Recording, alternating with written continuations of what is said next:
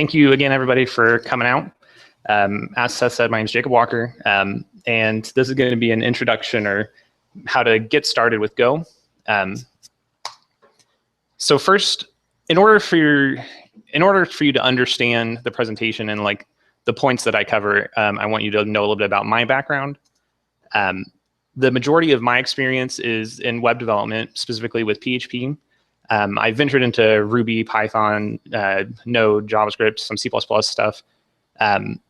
When I found Go, I really felt like at home. Like I had found a language that I really like and it fits me. And I want to point out that Go is a language that comes from Google. I'm not affiliated with Google. I'm just a passionate Gopher. So yeah, so this is where this is where I met the Gopher that came into my life. I'm donning my Gopher shirt. I've got my little Gopher guy here on my laptop. So we're really into the Gopher. Go is a language that was originally developed at Google by Ken Thompson, Rob Pike, and Robert Griesemer. These are three very well-known, like big-name developers. The language is relatively young. They started working on it in 2007, and it was publicly announced in 2009. It is a compiled, statically typed, concurrent imperative language. So we'll talk on some of these points. Originally, when they made the language, it was developed in response to some pain points they had in working in C and C++. Like there's this story, or like the origin myth is that these are developers working at Google on Google scale applications, and they had some giant C application that took literally 45 minutes to build. Like type make, press enter, wait 45 minutes. And so this is during one of these 45-minute builds is when they said, we can come up with something better. Obviously not all C apps are like that, but so it was developed originally kind of like as a systems language and to target the same kind of space as C and C++. But what has kind of been like a surprising development, like as the language has evolved and as the design has kind of solidified, it's actually, the language is really popular among developers from dynamic languages like Python and Ruby, PHP. And so like, even though it started kind of as a systems level language, it is a general purpose programming language. Now, my intended audience for this talk is someone who is maybe interested in starting to use Go. Are there any other Gophers here? Anyone that's ever tried it a little bit? Okay, yeah, you are. All right, so the overview of my talk is how to get started with Go, notable features of the language, and then I end with just some kind of tips on things that I think would help you be successful. So how to get started. The first thing that you would want to do is to take the tour.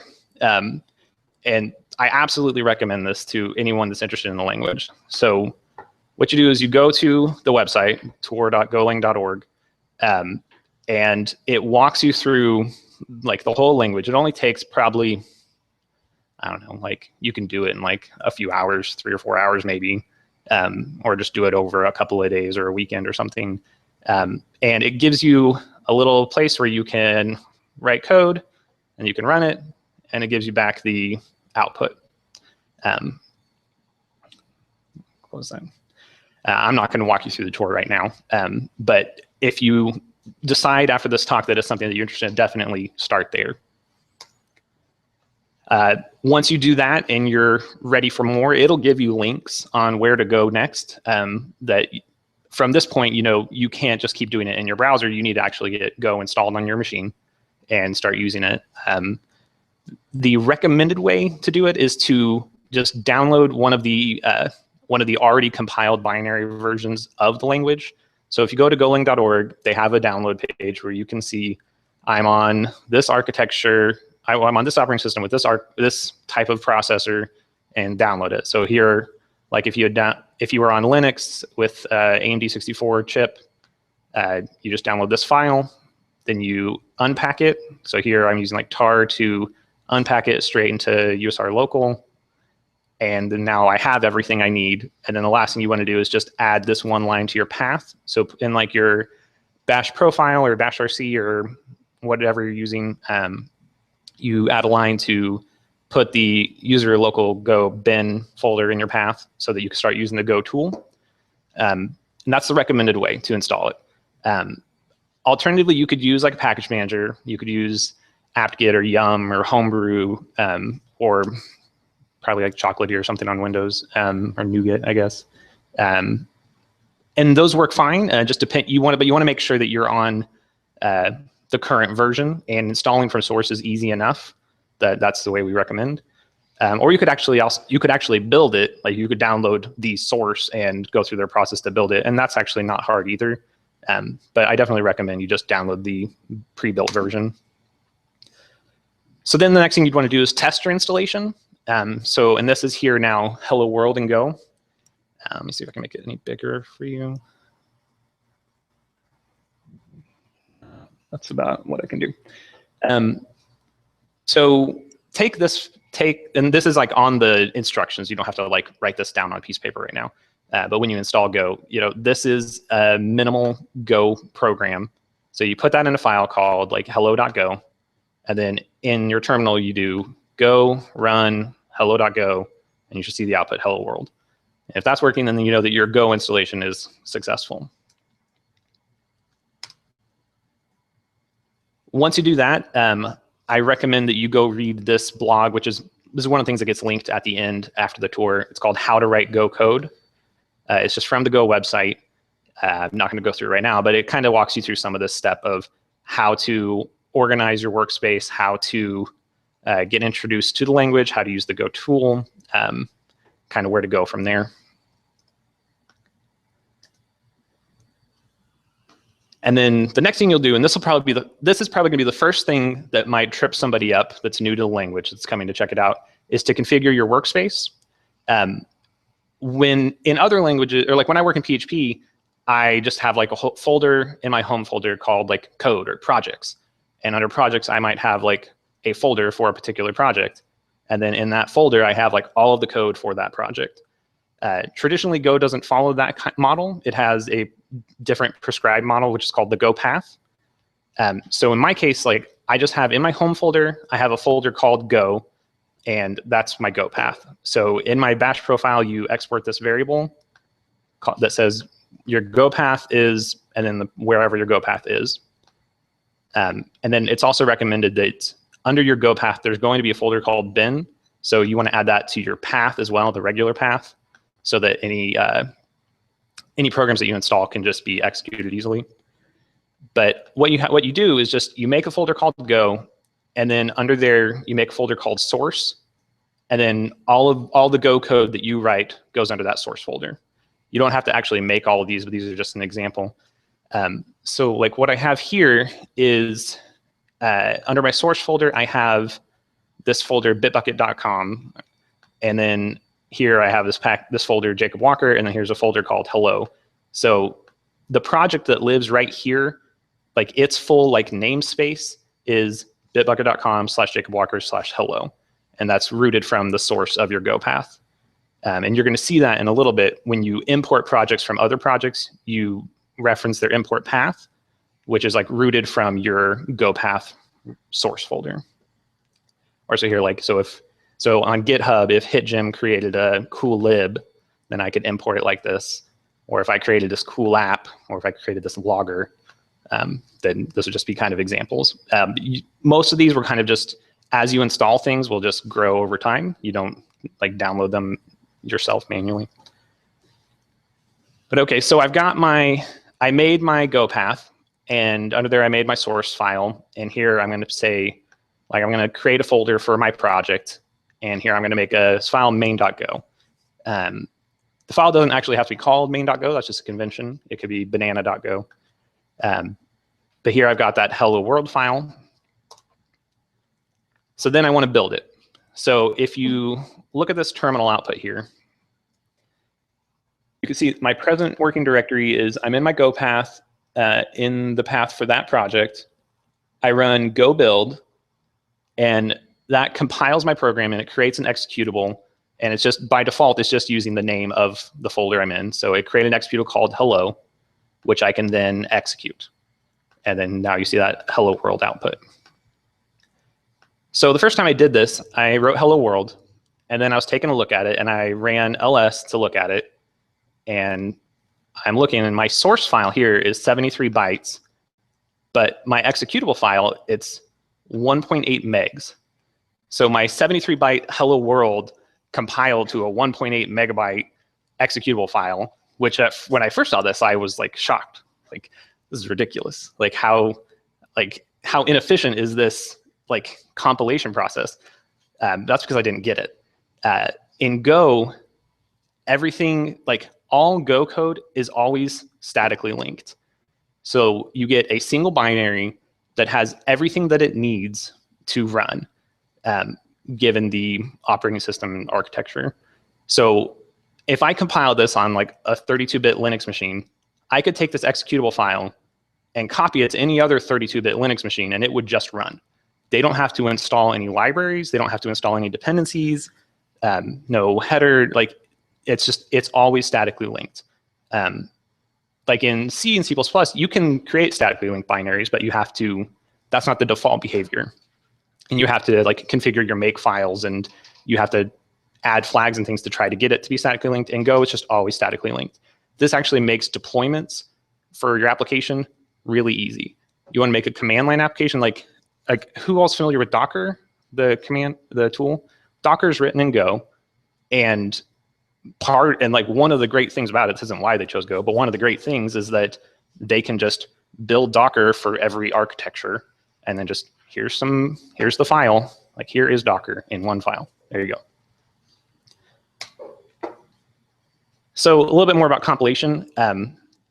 Go compile times are fast. They're really fast. That 45-minute application that we talked about earlier, like in Go, it would be seconds or maybe a minute or something like that. Compiling is really easy. Most projects don't even require like a make file or any kind of complicated setup. Typically, you just use the Go tool and you run go build, and then it'll compile your thing. Cross-compiling is really easy as well. You just set these environment variables, Go OS. So like on my Mac, if I want to deploy to a Linux machine, I just do Go OS equals Linux, Go Arch equals AMD 64, and I run go build. And then there we go. Now I'm cross-compiling.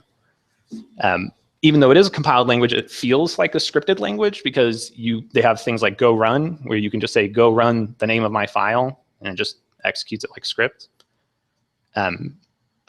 You can also even compile, you can make Go applications that can compile in and call C code. Like, so if your company or project has some library written in C that you want to call from your, like just natively from your Go application, you can. The build process gets a little bit more complicated when you start to include CGO. So a lot of people tend to just go with pure Go if possible. But this option is here for those people that need it. All right, so we made our first application, our Hello World app. Now let's make our first library. So what I'm going to do here is in a different folder so now I'm in github.com, Jacob Walker strings. I'm going to create a file here, a Go file, and this is going to be its content. One of the things about Go, I guess here, let me point this out real quick. But here, this is the Hello World. All code lives in a package. So the first line of every Go file is, like there may be some comments, but then the first actual bit of code is package and then the name of the package that it's in. And then here, like I'm importing other packages. I'm importing the FUMPT package just for formatted IO. So this is like for printing. And then here the main, so instead of having like final public static void main whatever to be like this is where my program starts, it's in Go, it's just func main and doesn't accept any arguments. It doesn't return anything. And here's my code. Now for my library here, this is not an executable that I'm intending to create here. I'm just creating a library that's going to be included by some other executable. So it's in package strings in this case. So the convention is like you would match the name of the folder that you're in. And here I'm defining a function called reverse. This function accepts a string So it accepts a parameter called s, which is a string, and this function returns a string. So Go's has like strong static typing, so I can't pass an integer to this function, or I can't pass an array, or like an object. Like this function just accepts a string, and it returns a string. And because it declares its return type, if I called this function somewhere else in my code, and I wanted to, like, I know exactly what it's going to return, and your editor and your tools can just know that. So in this case, like, I just took this code off Stack Overflow, but what I'm doing is I'm taking that string and I'm converting it to a slice of runes. So slices are like arrays. They're not arrays. There's a difference, but if you're coming from like PHP or JavaScript or something, then array is going to be the closest thing to it. But so I'm converting it to a slice of runes. Rune is a type in Go that represents a single character, like a single Unicode code point character. And I'm just going to assign that to, I'm calling it cars. And then I'm going to, this reverse is I'm making a new slice of runes that's the same length as that cars slice. And then I'm going to do this loop that's going to just go from one end of this one end of that one, work backwards and copy the pieces in. And then I return that reversed one as a string. So that's amazing, right? But I want to test it. I want to know that it's working. So now we've written an application in a library. Now I'm going to write our test. If we were doing TDD, we would have written this test first, but we forgot. So here now in the same folder as my strings, so I'm still in source GitHub Jacob Walker strings. You create a file called, like in this case, I'm going to do strings_test.go. So previously I mentioned, like with main.go, it didn't matter what you called it. With test files, it does matter that it has this prefix _test.go that just identifies that this is part of testing code. This isn't actually part of the library or the application. So when you run go build, it's not going to compile this code. When you run go test, it's going to look here for tests to run. So similarly, in the package line, I'm going to indicate that this is in the package strings test. Now you import the testing package. So this is Go has by default a testing framework that just ships with the language, and it's just called, the package is called testing. So I'm going to import that. And then now here I've got this line highlighted. I'm importing my library. And this is how you would import that library from an application, like not from a test. And so here it's referencing basically it's the directory structure under the Go path. So I'm going to import that library. And now here I'm writing my test. And in Go testing, it just looks for functions that start with the word test, the capital T. These are tests that are going to get executed. So in my example here, the input I'm going to pass is Jacob. And then this is, I went on Google Translate and typed Walker and got the Mandarin equivalent. So I don't really know if this says Jacob Walker, but this says Google Translate version of Jacob Walker. And I'm expecting to get those characters back. So now I have no idea what that says. And then Bocage, so Jacob backwards. This is what I want to get back. And then here I'm calling my function. Now this strings package I had imported, the library that I created. And so it's what it actually imports is a single identifier, which is like the name of the package. And then off of that, I can, like with the dot here, I can chain off that and call the function that I had defined. So I'm going to call my reverse function, check it. So in Go tests, you just say like, well, if what I got is not equal to what I want, I'm going to throw an error that says whatever. So I run this. So I go into my terminal and you just type go test, enter, and you can see it ran my test. It took 0.004 seconds and everything passed, and it's great. There's a lot more you can do with the Go test tool. You can add benchmarks. So you can work benchmarks into your testing files. You can also do, I should have put an example of this, but you can do examples where you put an example in your test file that says, like, when I run this code, it should have this output. And then that example becomes part of the generated Go documentation, but it's also ran as part of your test suite. So if your example ever becomes wrong, then like your test suite fails. So you know that that documentation is valid. There's flags you can put on the test tool to check for race conditions. We haven't gotten to concurrency, we'll do that in a little bit, but like, in multi-threaded applications, when you have multiple things trying to access like the same piece of memory, you can get into these race conditions. So that by adding the race flag, you can, it can identify some of those conditions. It can also do code coverage reports, a lot of different options there. So I created an application, a library, and a test for my library, but maybe I'm going to make a new application that I want to use some external library. So on GitHub, there's a user named Russ Ross who has a project called Black Friday, which is a markdown converter. So in my terminal, what I would do is I would just type go get github.com Russ Ross Black Friday.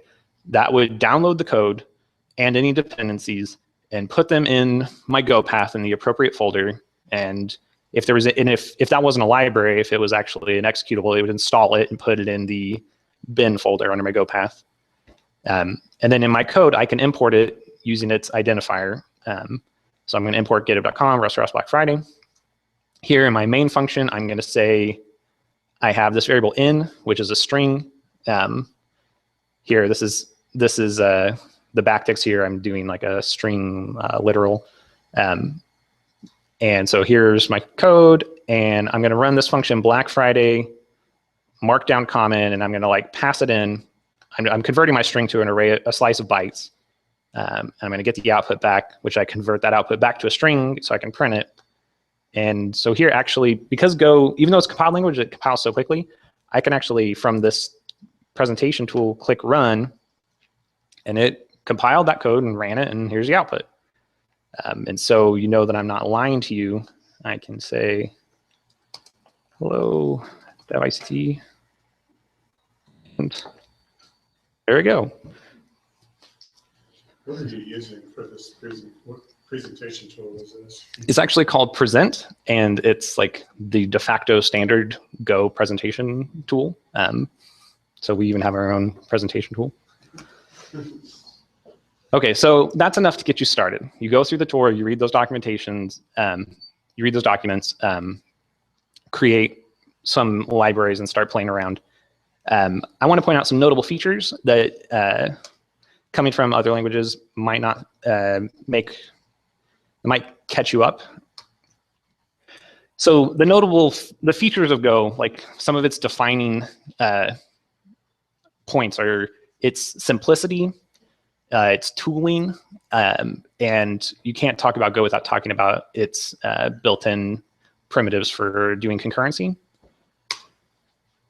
So when I talk about simplicity, it's actually a really interesting topic to hear about the language design of like how they created the language and how they continue to work on it. The language, the spec is basically done. They've indicated that it's frozen. Like Go 1x, like this is basically done in terms of language design, and they worked very hard to keep it very simple. The language only defines 25 keywords.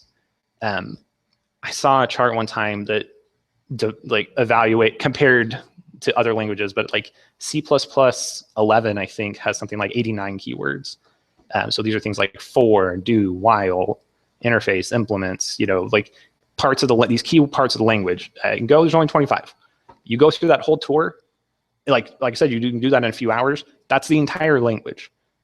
It's designed to be simple.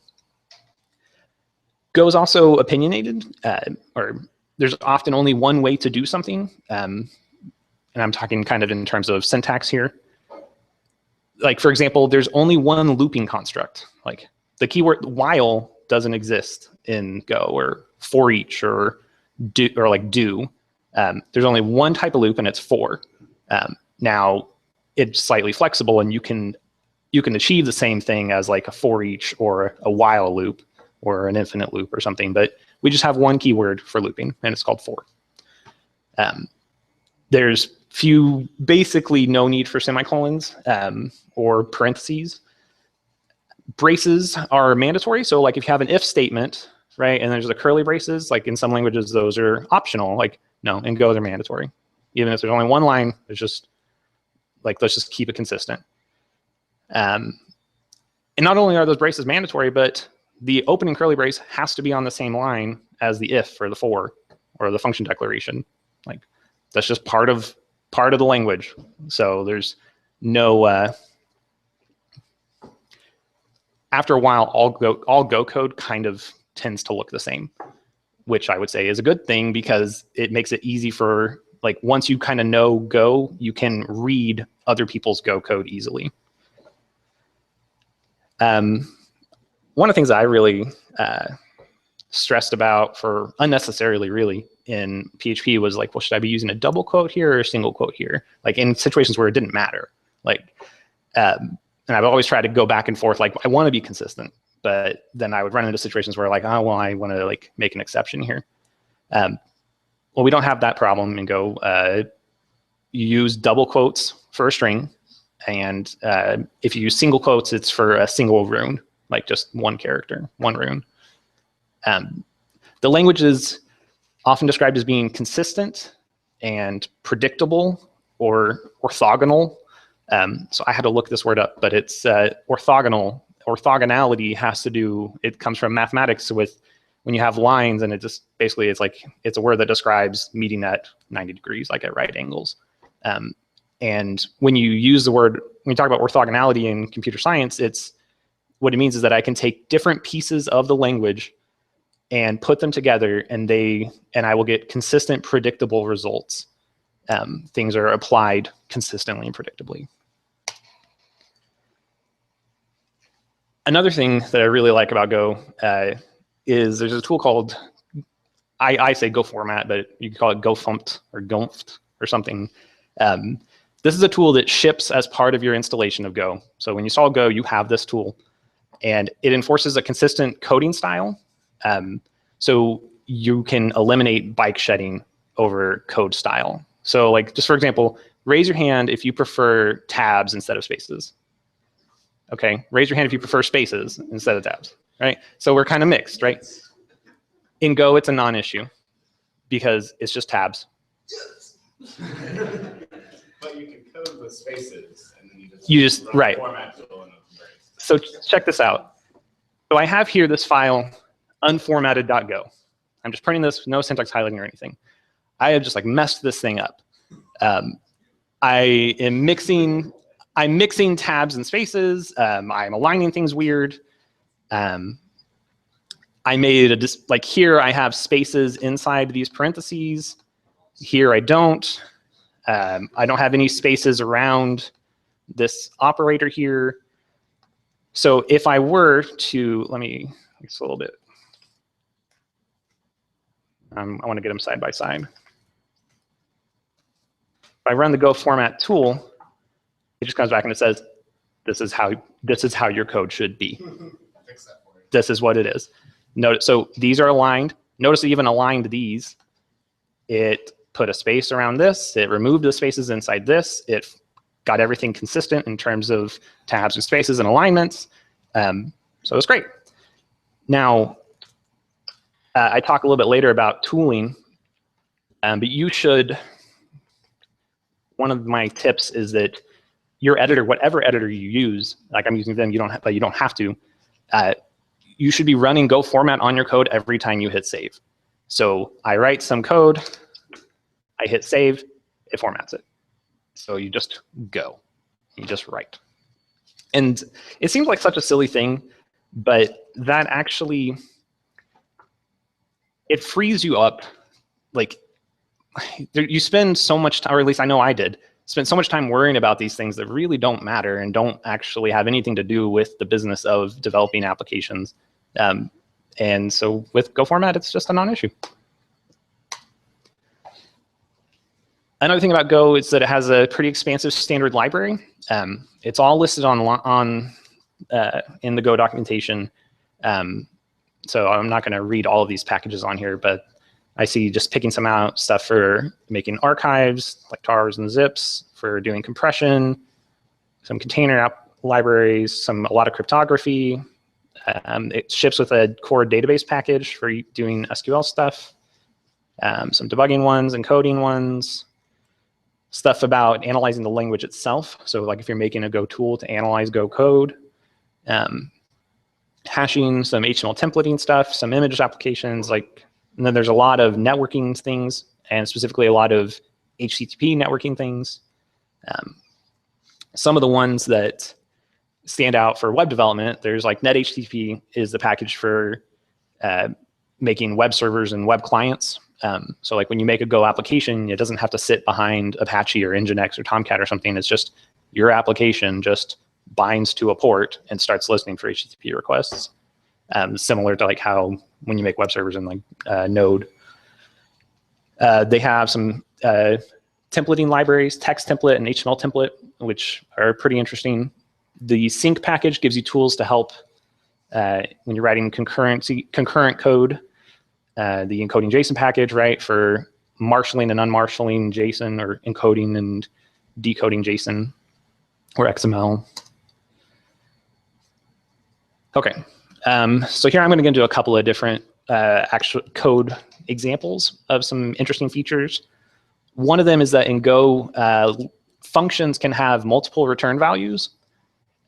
In other languages, or like in PHP, because I'm going to keep going back to that. In PHP, if I want to return two things from a function, I have to return an array that has, multiple things in it. Or maybe I create a special class that defines that result that has multiple things in it, and I return that class or something like that. In Go, you can just, when you declare your function, so like this function divide, it accepts a number in divisor, and then it's going to return the quotient and the remainder of this operation. So this function accepts two arguments, which are ints, and it returns two arguments, which are ints. So here I do some math, and then I return, I'm just using a comma to separate my return values. So here, when I call this function and pass in the arguments, the return value here, when I assign those return values, you also use a comma to say the first return value needs to go in this variable and the second return value needs to go in this variable. So I've got Q and R. So here I'm doing like a printf style just output. So you can see that 16 divided by 3 is 5 with a remainder of 1. Great. So I gave him some input. I got back two things. Yeah. So when you're defining these variables, does it lock it to that type? So that integer type? Yeah.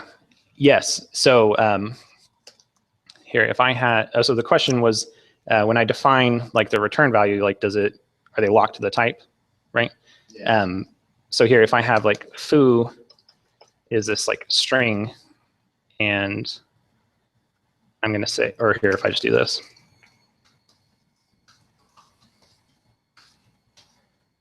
So this is a string, and I think I'm going to get a different error than I'm intending.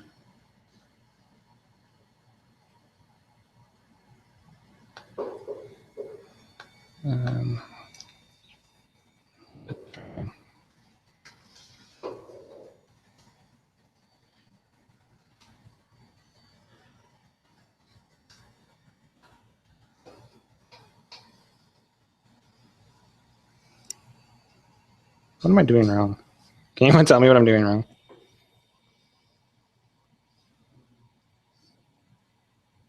Express the name, express the semicolon. I wonder if it has to do with the highlighting. It's fine. Well, anyway, so what was the question? Oh, it says it's an unused one. I'm ignoring it. Yes, to answer your question, it does, without a good example to show you. But yes, so these are integers. So if I try to then pass this into another function that accepts strings, then it would complain.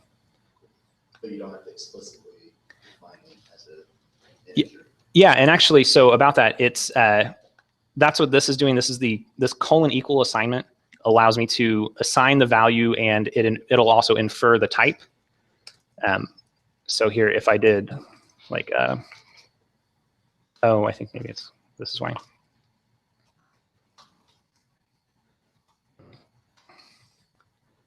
this would work. Jeez.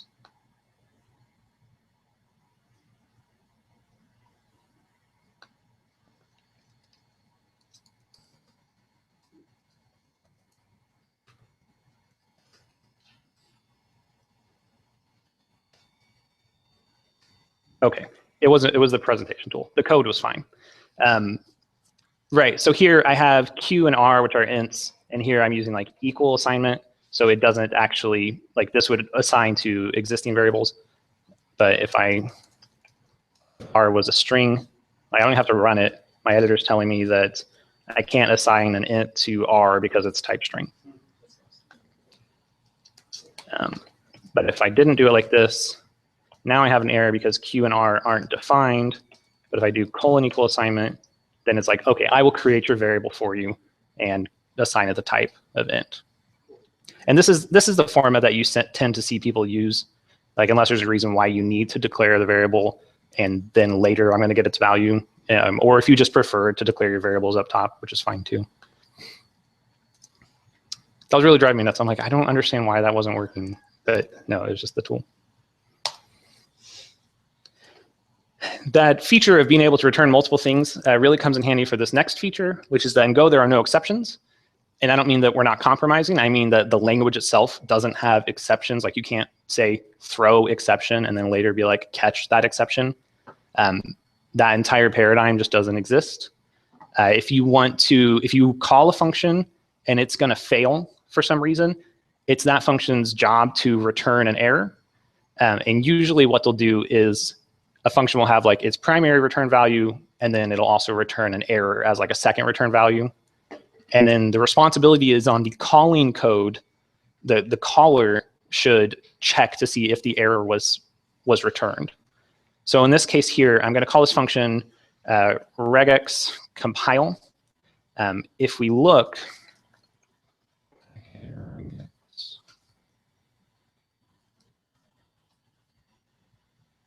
so this function here, compile, its signature says that it's going to return me this regex type and an error. So it's returning these two types. So I'm going to get back those two types from calling this compile function. I'm going to assign the regex object there to this variable re, and then the error result I'm going to assign to this variable err. And so then it's my job to check and see like, is that error nil or is it not nil? If it's not nil, then like there was an error, and it's my job to do something about it. In this case, I'm just going to quit the application with a fatal error. But I could decide to do something else. So in this case, I'm going to like run this, and I get back an error that there was an error parsing the regex that I passed in.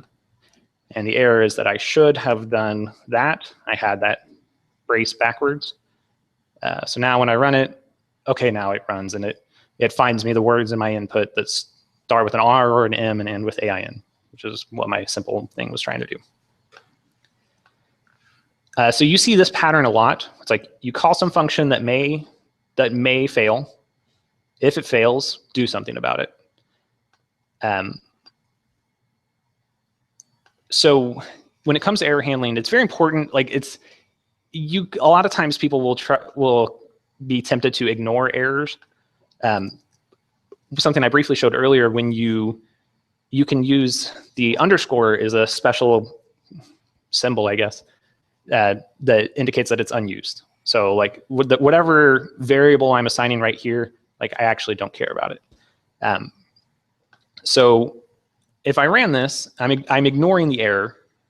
Oh, well now it's complaining because error is no longer defined, so I can't do that. So, okay, well now I'm importing the log package and not using it. Okay, there we go. And actually in my editor, that's just like tied into it. So as I type, it would just complain or remove imports and whatever. So in this case now, I'm compiling this regex, and I'm ignoring the error that gets returned. But the issue is forced. I have to do something about it. Like I have to at least intentionally ignore it. I can't accidentally ignore this. So like if I do this, it's complaining that the multiple value function compile is being used in a single value context. which means that this thing returns more than one thing and you're only using one thing. Like, you can't do that. You have to either use the second thing or the third or fourth, because you can have multiple. You can either use the second thing or say that you want to ignore it. So here, I'm doing this to say I'm being a bad gopher, and I'm saying, I don't care if there's an error. I just want to ignore that. And it's working, right? Until it's not. And so then at this time, I actually get a runtime error. We want to avoid runtime errors because, like, the big thing about Go is it's statically typed and you get compile time errors. Like, as soon as I hit save in my editor, I immediately see that I can't do that, or there's a problem with this. There's an error here. Now, unfortunately, whether or not that regex is going to compile, like, I can't know that in this case until the runtime. So I have to handle the runtime error if it appears. And if I don't, I get a panic. Panics are kind of like exceptions that you just really don't catch. Like, they'll go all the way up. You can recover from panics if you need to, but if you try to use that in like a try-catch exception paradigm, it's like horribly bad practice, and you just be doing way more work than just doing it the Go way. So point number one, don't ignore errors. Number two, handling errors can be repetitive. And this is actually, and I talk about this for a while because this is one of the things people complain about when they're trying out the language. Handling those errors can be repetitive, but by being explicit about it, you know how they're being handled. And you have the full power of the language at your disposal to do something in response to those. In this case here, I know if I have a regex that I know is going to compile because it's not changing at runtime, like I wrote it and it's good, many functions will provide a must version of their function, which is one where it basically is saying, like, okay, you know that it's going to work, so we'll trust you. And if it doesn't, we're just going to panic at runtime. But if you know that that's the case, then you can use like a must version. So it's saying it must compile. Or you could create your own version if it's not provided. You can combine error handling when appropriate. Maybe I don't need to handle every single error. Maybe if I'm going through a list of operations, the first time there is an error, I set a flag, and then when I'm done at the end, then look and see, was the flag set, and then maybe do something at the end. You can invoke a panic yourself by, you type panic and then you pass it a string. But the advice is don't panic, or panic only when necessary. Absolutely necessary. There's a blog post by Rob Pike called Errors Are Values, which goes into a lot of, really talks about this topic a lot more, and things that you can do with error handling. Before I go on, does anybody have any questions so far? Well, All right. Adam, what's up? Are there any libraries to go that simplify error handling or streamline a little bit? I think, so the question was if there's any libraries for Go that simplify error handling. I'm sure there are. I think part of the thing about it is that what you want to do with the error is going to be application specific typically. So it's just kind of just like left up to you. But if you're working in a large code base and you have like some pattern of error handling that you're doing throughout this application, then yeah, you would probably, factor that out into like a little library that you use, for that. And maybe you put it on GitHub and share it with the rest of the world. But so yes, kind of. Rob, you had a question? Yeah, kind of going back to compiling. Uh-huh. Is there a way to compile your Go application where it will embed the source code in the resulting executable? So what I'm thinking of is you compile it today and you deploy it 5 years later, all they have is the executable. That's interesting. So the question was about, for the video, is there a way to compile your source code along with the executable, so the source is like embedded in the executable in some way that you could get it back 5 years later when when the original developers have left and all we have is the executable. You can definitely do that. Not necessarily like built into the language itself, but there are several tools for compiling binary data into Go applications. So like a good example is if you have some tool that you're distributing and it has like a little web server built into it, and you want to like compile all of the images and JavaScript and CSS files and everything just like straight in your executable, you can. And it'll just like, the way those libraries tend to work is that it'll, as part of your build process, it will read like the bytes out of your image, and it'll like create a Go file that declares a function which returns those bytes, you know? So for your example, what you could do is, as part of your build process, you could have it examine itself, get all the bytes of its source, store it, and then provide like a command line flag to dump it all back out or something. It would be custom, you know, it's not like part of the official language spec, but you could definitely do it. Matt? Do you know why? I mean, have you heard anything to suggest why the Go designers were so strict about things like you can't even have an import name that isn't used, and then they went and they allowed you to ignore error values in the return? Why do they? That seems inconsistent to me that they're really strict on so many things, and then they allow you to ignore the error value.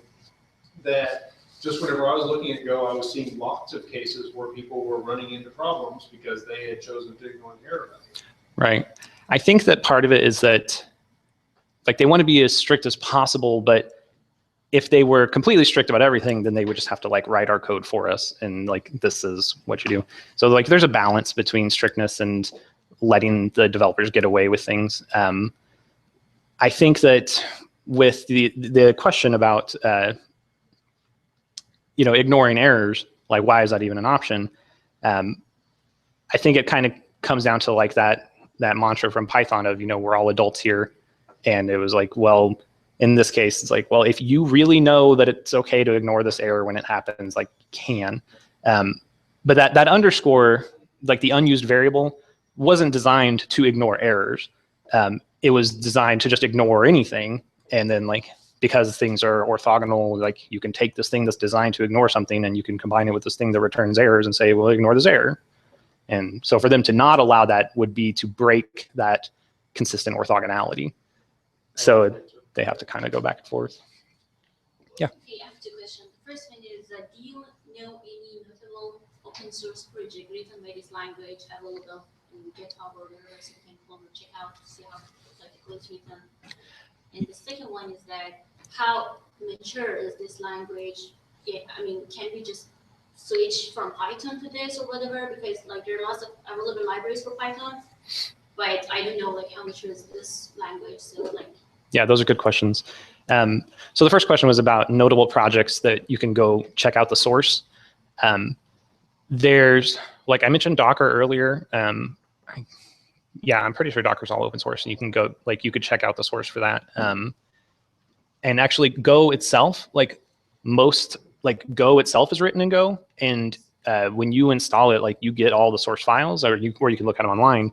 And that's one of the things that's often recommended is to, when you're wanting to learn the language, to go look at the Go source and look at how the Go developers themselves write Go, and then like that's often like a good place to learn. I put some examples at the end of the slides of different resources where you can go, and I'm sure several of them. Oh, like yeah, there's this one that I linked to at the end called Awesome Go, which is just like a curated list of Go packages, and they're all basically all on like GitHub or something that you can go and look at them, and they're put into categories based on what you're interested in.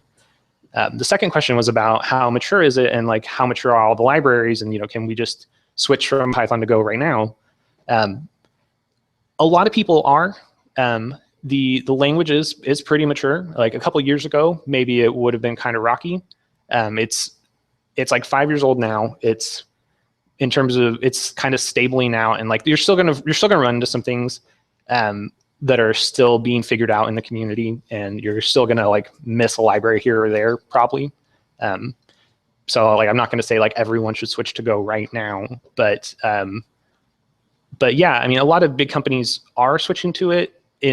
Even if they don't switch wholesale, actually most of the time when you find Go at a company, it's like primarily we do our application in this, but for these particular things, we decided Go was a better fit. And as they do that, then maybe they find like, well, maybe we want to switch more things to Go.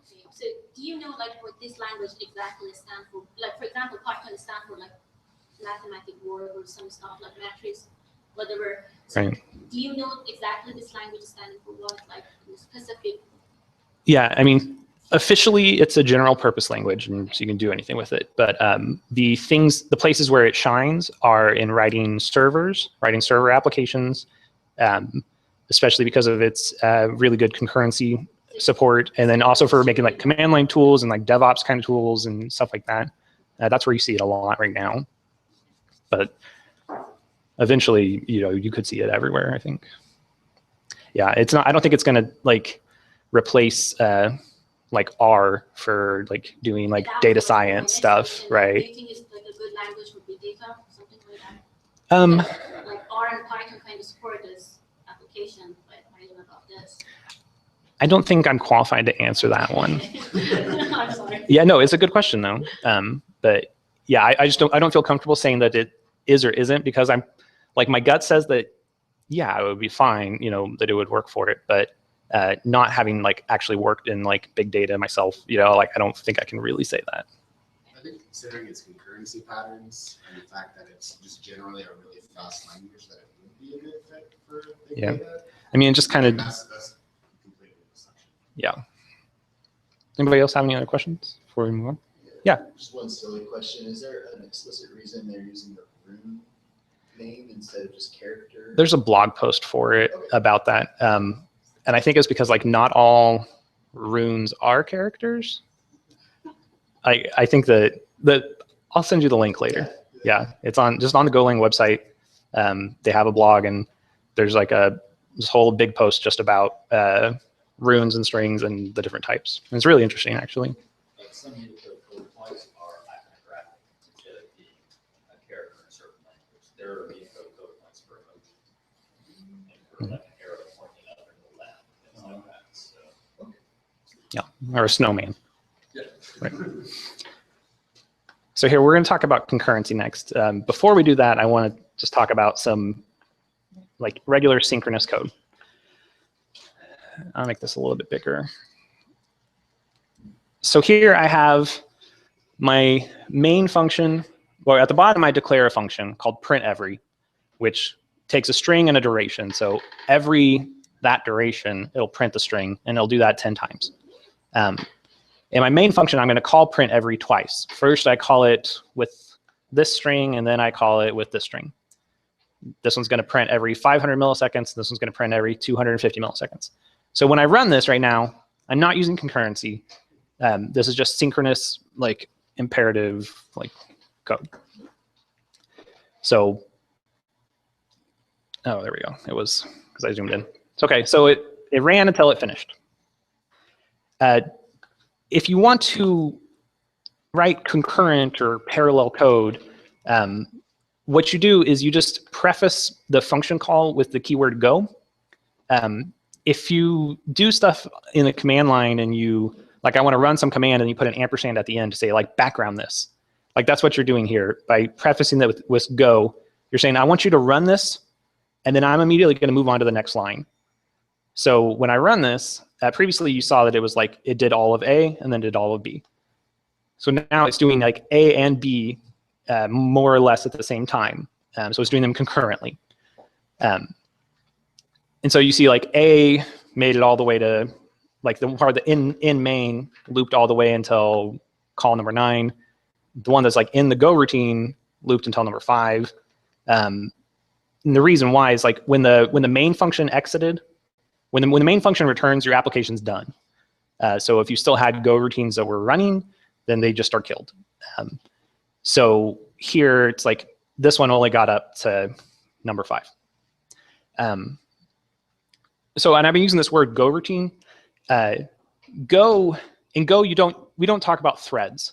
I don't like spawn off a thread for a thing. I do a go routine, which is like go routines are described as like lightweight, cheap threads. So basically, or processes. So you can applications will do this where they will kick off like thousands, tens of thousands, hundreds of thousands of Go routines in the application. And the Go runtime scheduler will actually handle multiplexing those Go routines onto available processor threads. So you don't have to do that yourself. You just run Go routines, and the Go runtime figures out the most efficient way to try to keep them from ever being blocked. And now I also said, like I'm using the word concurrency, and I say that these things are running at the same time, but they're not necessarily running at the same time, because like if I only have one processor in my machine, you know, they're not at the same time exactly. They're just happening concurrently. It's like the simultaneous management of these concurrent processes. And the Go runtime is what handles that for you. So now if I did have multiple cores available, multiple processors, and then like it would be doing it in parallel. But parallel, there's a great presentation by Rob Pike from a conference night like last year, I think, called Concurrency is Not Parallelism, and it really goes into this topic a lot, but just kind of talking about a lot of concurrency patterns and ideas, and like this is one of the big strengths of the language. So like if you start to get into it, this is something you would definitely want to look at, go watch past presentations and like read blog posts about concurrency. Now to this point here, the Go routine that I kicked off only made it through the loop 6 times. But what if I didn't want that? Like, what if I didn't want my application to finish before this thing was done? So Go has the sync package. So as part of the standard library, I'd import sync. And there's a lot of stuff in the sync package that help you with this. So here I'm creating what's called a wait group. So I have this wait group here, and I'm going to call add and tell it the number 2. So it's like it keeps a counter that it can like increment and decrement atomically. And so I'm going to say, okay, I'm going to add 2 things to the wait group. And then now I'm going to pass the wait group. I've modified my signature to accept a pointer to the wait group. So I'm going to pass the wait group into my function. And now I'm actually going to execute both of these in Go routines. I don't have to, but I'm going to for this example. Inside my function, I've been passed in this wait group, and when I call wait group done, it's going to decrement the counter that's inside the wait group. But I don't want to do that right now. I want to defer that until the end. When I'm done, right before this function returns, you should call wait group done. So when I say defer wait group done, when it finishes this loop, it's about to return, it's going to decrement this number. Now back in my main Go routine, my main process, the wait group has another function called wait, which is just going to sit there and loop until that counter, that atomic counter inside the wait group has been decremented down to 0. So when I call run, you see foo and bar are running simultaneously. Bar finished pretty quickly and foo's still going. Okay, now foo's done. So now the wait group is done. So the program can exit. So I mean, this is just an example of some of the concurrency tools that it gives you. We could talk about this for a while more, but other things is a big part is they have channels, which are a built-in type, and you can make it. You think it's like a typed conduit for communicating between Go routines or between processes. So what you do is you use it for message passing between different processes, or to like try to like synchronize some event. We can talk about those later if anyone's interested. I have like a little example about them. That sync package also provides other tools like mutexes and wait groups and some other things for trying to synchronize these concurrent processes. Some other notable features, like as we've been seeing, the language is statically typed. It has automatic garbage collection. If you are writing code that's going to power, that's going to control like a NASA spaceship, you probably don't want to use Go because you probably don't want to use a garbage collected language, and that's fine. If you're in an environment where you can handle a little bit of garbage collection latency, then those are great. Like personally, I, for one, don't want to have to deal with memory management and garbage collection. And in the domains where I work, that is perfectly acceptable. So I am great with having it do the garbage collection itself. Go doesn't have objects, and it doesn't have inheritance. If you want to do object-oriented types of things, you can't, there's no direct inheritance. You can't say like foo extends bar, but they do have ways to do composition. So I can have one object which is composed of several other objects very easily. So like they definitely are taking the stance of composition over inheritance in object-oriented programming. Another really big feature is in Go, interfaces are implicit. So if you define an interface that says, you know, like I have these functions foo and bar, when you write something, when you write a type that's going to implement that interface, you don't have to say that my type implements this interface. Like whether or not it implements the interface is just checked like at compile time and kind of at runtime. There's an article about it. But and this is really nice too, because if you write a library, you can say like, okay, here's an interface for this is what I accept for like a driver, right? So with the database SQL package that's just part of the language, they provide an interface that says like, well, these are the functions that we require from a database SQL driver. And if I wanted to make a new driver, like if some new database comes out tomorrow and I want to make a Go driver for it, like my code doesn't actually have to import the database SQL stuff to say, so that I can say I implement the interface, and then we might get it up into this kind of like circular import type of deal. Like all I have to do is just implement the interface, just have the functions that define it. Interfaces are a really big, strong point in Go. Other languages have it too. It's not like it's unique, but the implicit interfaces is really nice. The language has first-class Unicode support. All Go source code is UTF-8. Like this is what it is. So you're not going to have like a byte order marker at the top of some file. If you know the history, I didn't, but if you know the history, this might not surprise you because Rob Pike, one of the creators of the language, was also one of the creators of UTF-8. And there's a lot of functions and features like just built into the language to make supporting Unicode not a problem. And then one of the most notable features, and this is where a lot of people get off the train, Go doesn't have generics. So you can't create, like I'm going to create a type that's going to, like this generic type that's going to accept any of these types, and then I'm going to be able to use it like that. Like there are ways that you can make functions or types that accept anything, but like no one ever tries to say that like Go has generics. This is just not a thing in the language. This was a language design decision. This is not something they forgot. This is something they're just like, no, we just don't support it in the language. There's a lot of stuff online about that debate. So you have a lot of things you can go read. So finally, just want to give you a couple of tips on how to be a successful gopher. Number one is to read. There's a lot of stuff to read and a lot of things that can really support your endeavors. This article here is called Effective Go, and it's just from the Go, it's on the Go website, and it just gives you a ton of like advice on how to be effective in writing Go code. This one is Code Review Comments, is actually a wiki article on Go's GitHub account, and you can kind of think of this as like right here. You can view this as a supplement to Effective Go. Like it's just even more.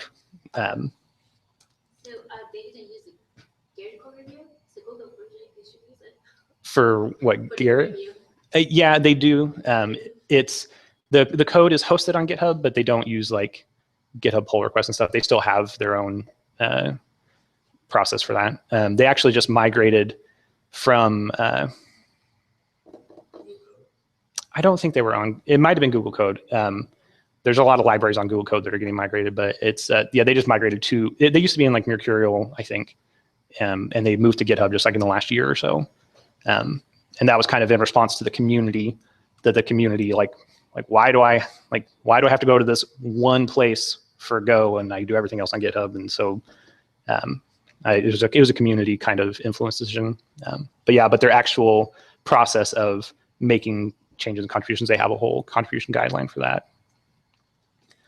The next thing I would read is the spec. The language spec itself is not that long for a language spec, and not that hard to read really. And actually, like one of the things that I do, I guess that I post it later.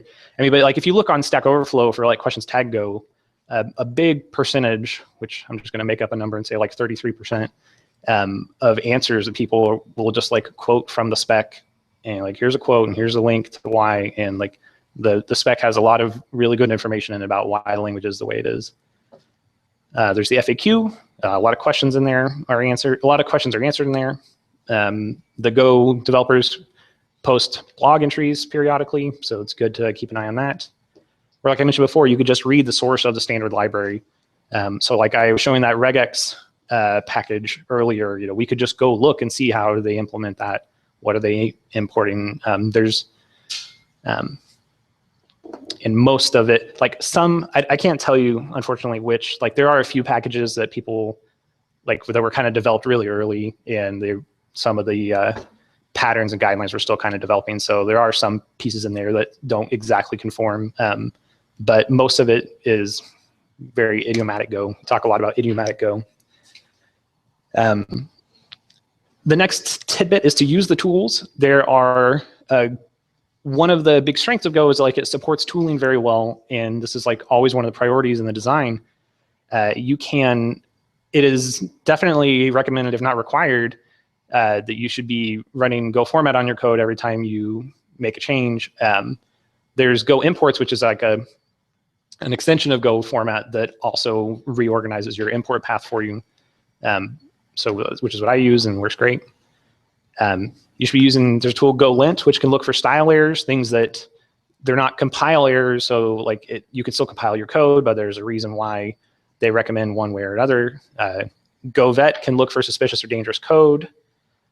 GoDoc is a tool that's built into your, maybe you have to install it, but to browse GoDoc on like all locally installed packages, including like when I was looking at this earlier, this on the Go website, they're just running an instance of GoDoc. So you download, you have this installed on your machine, and then you have all the documentation available. Actually, Go has, like some of the documentation tools in Go are just really nice, and adds a, if anyone's interested on that point, we can talk about it later. There's also a ton of linters, and like the language really lends itself to static analysis. And somebody actually went and created Go meta linter because there were so many linters and tools coming out that you could run Go. So now you can run Go meta linter to run GoVet, Go type. Like dead code would find unused code. Go cyclo would compute the cyclomatic complexity of your functions and warn you if they go over some threshold. Here we talked about errors, right? Error check, like this linter would check that error return values get used, So there's a lot of features and a lot of tools available. So my tip is to use the tools. You should show your editor some love. Like personally, I use Vim, and there's VimGo, Emacs, Atom, Sublime, all have Go plugins and extensions. And if you just Google for Golang IDE, first thing that comes up is a list of editors with support or editors that have plugins for support. A lot of options here. Okay, just a couple. These didn't fit anywhere else in the presentation, but just some miscellaneous best practice kind of things. One of the things about Go that is still evolving as like one of its weaknesses is its dependency management. You always want to have like a reproducible build every time we get a new commit. If a library changes, or if somebody like takes it off GitHub, or like they push a new commit, I don't want my code to just suddenly break. in Go, it's the recommendation is that you should vendor your dependencies, meaning like that third-party code, put it in a folder under your project and commit it into your repo. I had a hard time with that coming from PHP, where we have everything is defined in like a composer package JSON file, and like we never actually commit the vendor code because that's not our code, and it's just kind of a philosophical thing. But this is the advice, is to just go ahead and vendor your dependencies. Another big thing, big mantra in Go is you should be using channels to communicate between different Go routines. They could always, the Go routines could access like a global variable, some kind of like shared state, and be accessing it. You get into race conditions and you have to put mutexes around it to try to make sure that that your different Go routines don't step on each other. In Go, it's the big influence is to do CSP, or communicating sequential processes. So you should be using channels to have those Go routines talk to each other by sending messages back and forth, instead of having like global data shared memory. So the mantra is, do not communicate by sharing memory, instead share memory by communicating. It's just a minor thing. The language itself is called Go, or the Go programming language. Because that's such a generic word, you can't search for it in a search engine. So you see it listed as Golang, but the language itself is not called Golang. So if you're in a job interview and you're like, yes, I am a professional Golang developer, I don't know, like if the person was really pedantic, they might say, well, no, you're not. The last bit of advice is to try to write idiomatic Go. Don't try to write Python, Ruby, or Java, or whatever, fill in the blank there. So like, if you try to write Go like it's Python, you're going to have a bad time. The idea is that you want to really try to learn the Go way, and then, I mean, deviate when necessary, but things are going to be smoothest if you do things the Go way. There's a big community of Gophers. There's a Slack team, the Gopher Slack team, where there's like a couple thousand, I think, people on there. You can get on IRC. There's the Go Nuts channel. Exercism.io, the community exercise tool, which is really great, has a really good track on Go tools, or on Go exercises. There's like the monthly Go challenge. Let me open this up. Okay, I guess they're taking a break for July, but here are like some ones that we had before. Let me see like the prizes. So this is like a global challenge, kind of like where they say, here's the challenge, here's the criteria.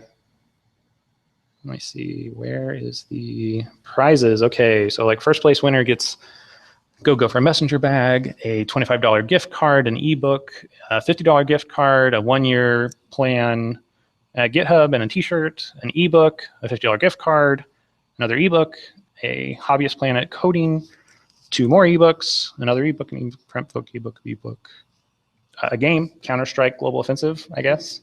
And so just like, it's nuts. And it's a great way to, exercise, get more ideas out there, get more practice. Other resources, this is what I mentioned earlier. Awesome Go is just a list of Go frameworks, libraries, and software written in Go, kind of broken out into categories. So you can check those out. Go by Example is a great website with Go tutorials. Golang Weekly is a newsletter you can sign up for. And just once a week, you get an email with, here's a whole bunch of new stuff in the Go community. Or there's something that I did when I was learning the language, was just go get on Stack Overflow, and you can make an RSS feed for any questions that are tagged with a particular tag, like Go in this case, and just read like in your RSS feed reader. So in the morning I have my coffee and I'm reading like some webcomics and some news, and here's some questions that were recently asked about Go. And by seeing the questions that people are asking, you can you learn a lot about the language, and eventually as you'll get to a point where you're like, well, hey, I can answer that question. And then I thought it was an interesting experience. And that is the end. Thank you very much. And if anyone has any more questions, let me know.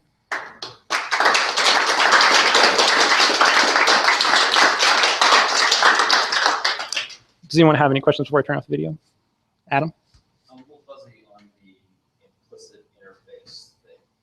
Sure. mean by that exactly? How's it work? So let's see.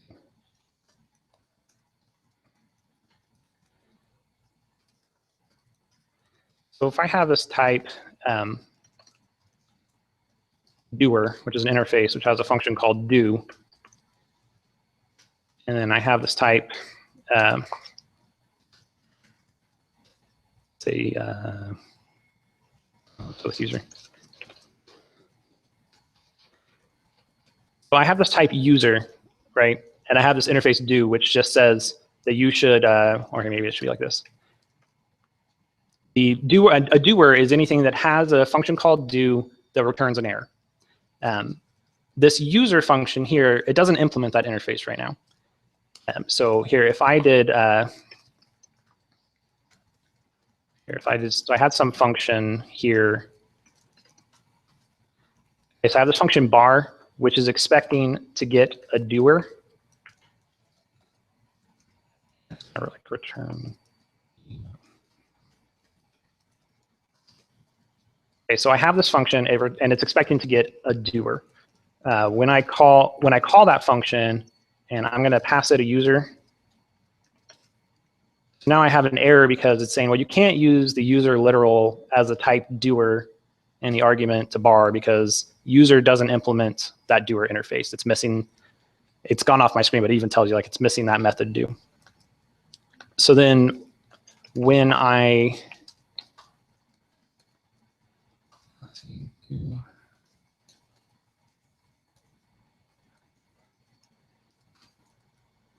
give this function, this is how you add functions to types. So when I give this type a function called do, now it implements the interface. So nowhere in here did I ever have to say like type user implements doer and then like have like a list of all the interfaces I implement. It's just implied based on my function signatures. So when I get to a point that is expecting a doer, if I implement the interface, then I'm good. If this is weird, way I'm adding this do method to a type, what you do is just in the function signature, this is the method receiver. So this saying that this is what's going to get the method that I'm defining, and then like inside of here, if I reference you, it would be like an instance of type user. Is there a pattern to this? Is this how you say, okay, I'm going to expose this as the API for my library, and these are things are provided in utility functions and stuff? Yeah, if I wanted to, so the question was just a similar kind of pattern. If I want to declare this is the API for my library. If my, yes. So if I wanted to say like, this is what I return, and you don't, you don't need to know about the actual type. You just need to know that it has these 4 methods or something. You could create an interface with those types, and then when you return, in your function you return, you would say, I return this type. Here you go. Or if more likely, if you're going to say like, these are the types I accept. I have a function which accepts arguments, and the arguments I accept should be like of this interface type or something. But for actually like the API of your package, so it's the Go has the notion of like private versus public, like in object-oriented programming, but it's not on a per type level, it's on a per package level. So, and we call it like exported or unexported. And there's not a keyword that says if this type is exported or not. It's just based on the name of the function. If the first letter is uppercase, it's exported. If it's lowercase, it's unexported. And this is just convention throughout the language. So it's just something that it's a little bit weird when if you're not used to it, but then once you get used to it, it's really nice. Anybody else have any other questions? Michael? If you had a second interface that had the exact same do function inside of it, does it? Then yeah, so the question is if I had another interface that also defined that it wants this function, then my type would implement both interfaces. So it's like duck typing, it's like strongly typed duck typing. So it could, and you could get in, like with duck typing, you do run a risk of like, do I know what this thing is, like if it could implement more than one thing. But it just kind of comes down to like your, I guess, like your application design. Okay, I'm gonna go ahead and